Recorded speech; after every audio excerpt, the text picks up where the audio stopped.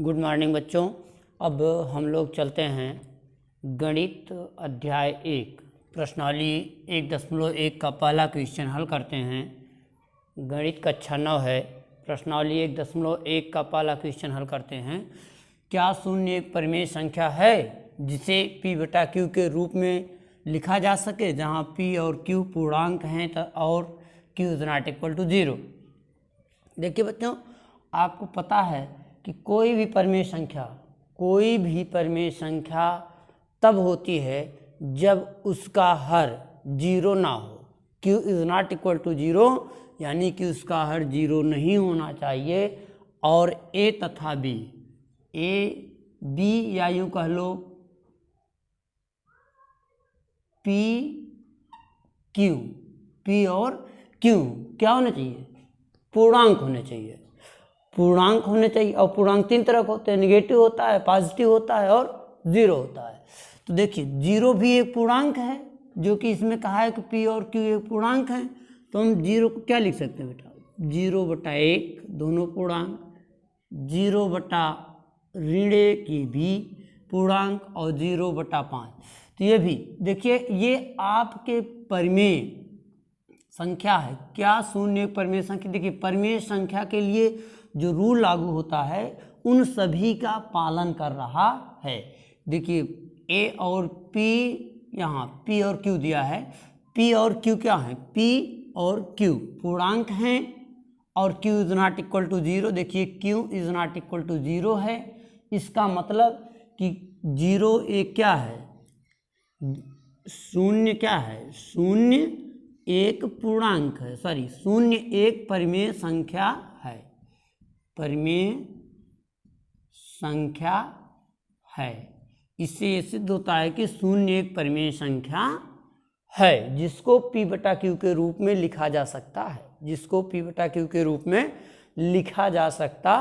है, और q is not equal to 0 उसका भी पालन कर रहा है, q 0 नहीं है।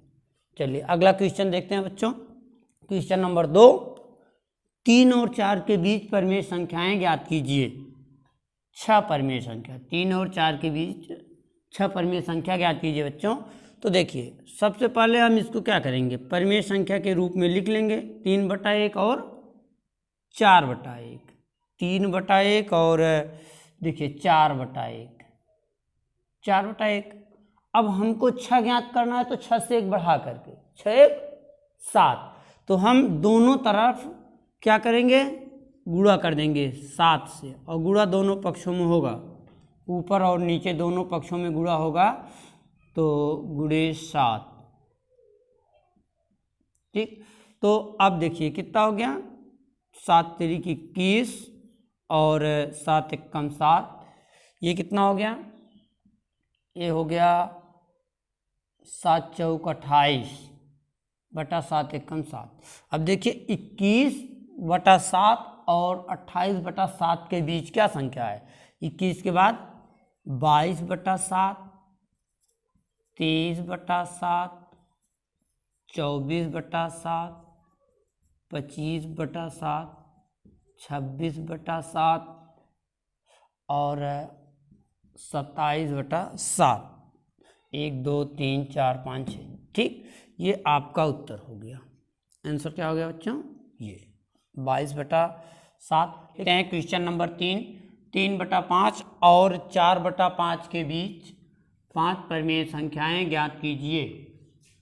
देखिए तो अब 3/5 और 4/5 के बीच 5 परिमेय संख्या ज्ञात करनी है।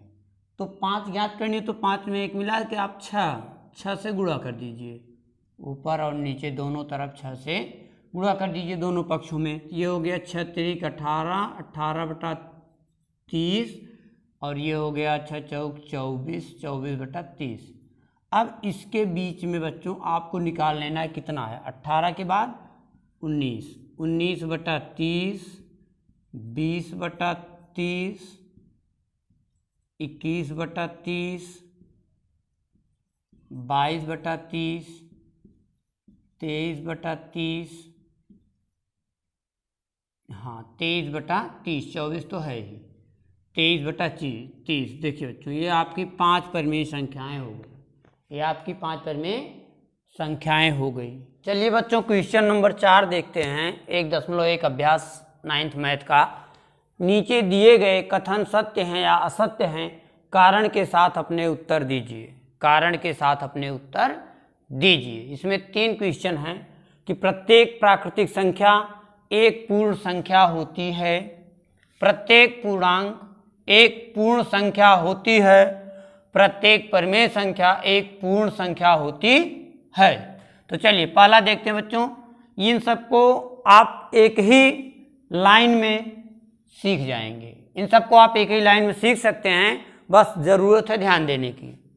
आप ध्यान से देखिए वीडियो, आपको समझ में आ जाएगा। देखिए पहला ध्यान से पढ़ो। प्रत्येक प्राकृतिक संख्या एक पूर्ण संख्या होती है। याद रखो बच्चों, जो पूर्ण संख्या कहाँ से कहाँ स्टार्ट होती है? पूर्ण संख्या में 0 आता है। 0 से जितनी भी प्राकृतिक संख्याएं, अभी आपको बताया गया था बच्चों कि W बराबर क्या था? 0 1 2 3 4 ऐसे, ठीक। तो क्या ये जो पूछ रहा है कि प्रत्येक प्राकृतिक संख्या एक पूर्ण संख्या होती है, तो इसका क्या मतलब हुआ? देखिए यहां से यहां तक 1 से लेकर के अनंत तक प्राकृतिक संख्याएं, 1 से लेकर अनंत तक प्राकृतिक संख्या। तो इसका मतलब क्या हुआ? ये क्या हो गया? आपका सत्य हो गया। ये क्या हो गया बच्चों? ये सत्य हो गया। ये उत्तर सत्य हो गया, क्योंकि देखिए पूर्ण संख्या के समूह में, देखिए पूर्ण संख्या के समूह में आप लिखेंगे पूर्ण संख्या के समूह में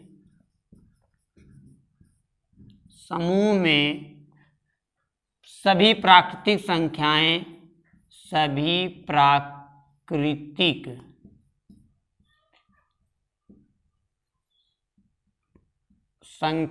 शामिल होती है।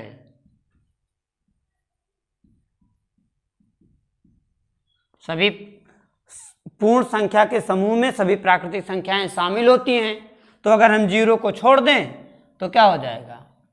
सभी प्राकृतिक संख्याएं, ठीक। तो इसका मतलब कि प्रत्येक प्राकृतिक संख्या एक पूर्ण संख्या होती है। अगला दूसरा देखिए तो क्या कह रहा है? दूसरा कह रहा है कि प्रत्येक पूर्णांक एक पूर्ण संख्या होती है। प्रत्येक पूर्णांक बच्चों अभी आपको बताया गया था। पूर्णांक कितने तरह? 3 तरह के पूर्णांक बताए गए थे, धनात्मक, ऋणात्मक और 0। तो ये कह रहा है कि प्रत्येक पूर्णांक एक पूर्ण संख्या होती है, ठीक। तो देखिए बच्चों, प्रत्येक पूर्णांक एक पूर्ण संख्या होती है, ये आपको बताना है सत्य है कि असत्य है। तो इसको आप ध्यान से देखिए कि पूर्ण संख्या वह होती है जो पूरी होती है। तो देखिए ये प्रत्येक पूर्णांक एक पूर्ण संख्या प्रत्येक पूर्णांक एक पूर्ण संख्या होती है। तो इसमें जो पूर्णांक हैं वो 3 तरह के हैं। तो क्या सभी पूर्णांक पूर्ण संख्या होंगे? कतई नहीं। ये वाला तो पहले कट जाएगा। इसका मतलब ये क्या हो गया? असत्य। इसका उत्तर क्या हो गया बच्चों? असत्य। क्योंकि जो पूर्णांक हैं, पूर्णांक में ये आपका ये आएगा पूरा पॉजिटिव 0 और साथ साथ ये निगेटिव संख्या आती है। जबकि पूर्ण संख्या में क्या आएगा? 0 1 2 3 4 5। इसका मतलब क्या हुआ बच्चों? असत्य। इसको आप लिख सकते हैं असत्य, क्योंकि देखिए आप लिखेंगे पूर्ण संख्या में ऋणात्मक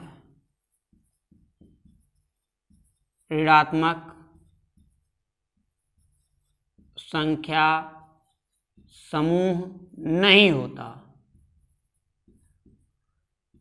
ऋणात्मक संख्या समूह नहीं होता है। ये आपका कारण हो गया। नंबर 3 देखिए। नंबर 3, प्रत्येक परिमेय संख्या एक पूर्ण संख्या होती है।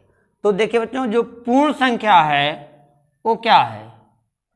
1 2 3 4 5 0 और 1 2 3 4 5 निगेटिव। यानी कि जो पॉजिटिव है वो, यानी कि जो धनात्मक है जो शून्य है, जिस पे कोई चार्ज नहीं, ना पॉजिटिव है ना निगेटिव, शून्य है और एक है, ये सब मिला करके,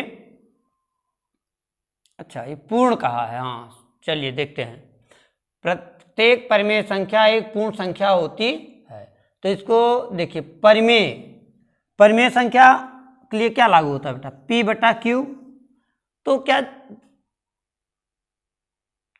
नहीं, चलिए चलिए तीसरा देखिए, प्रत्येक परिमेय संख्या एक पूर्ण संख्या होती है। तो आप ध्यान से देखिए बच्चों कि जो परिमेय संख्या है क्या वो पूर्ण संख्या है? पूर्ण संख्या में आप ये शामिल करते हैं 0 1 2 3 4 5 6 7 जो भी है, ये सब पूरा अनंत तक हैं। तो जो परिमेय संख्या है वो क्या है? परिमेय संख्या को हम P बटा Q के रूप में लिखते हैं। तो क्या, अगर सोचो बच्चों, अगर हम इसको 1/3 लिख दें तो क्या ये पूर्ण संख्या है? ये पूर्ण संख्या नहीं है, क्योंकि ये इसका 0.3333 आएगा। ठीक, तो ये पूर्ण संख्या नहीं है। तो आप अपने उत्तर में क्या लिखेंगे? असत्य। असत्य, आप उत्तर में क्या लिखेंगे? असत्य, क्योंकि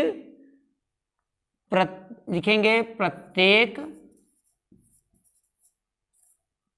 परिमेय